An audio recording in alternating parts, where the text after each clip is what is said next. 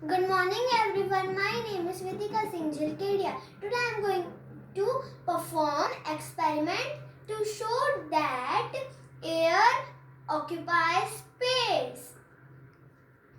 For this we need a bucket full of water and an empty bottle.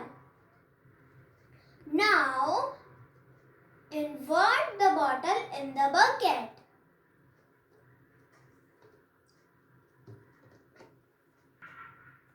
See, there is no water in the bottle.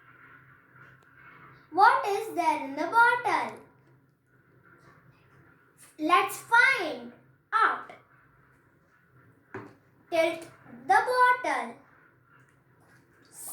See, air bubbles are coming out.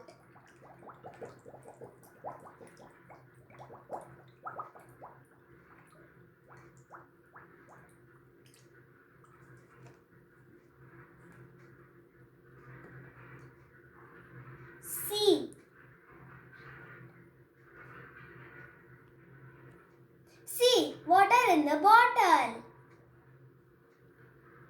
This means air occupies space. Thank you.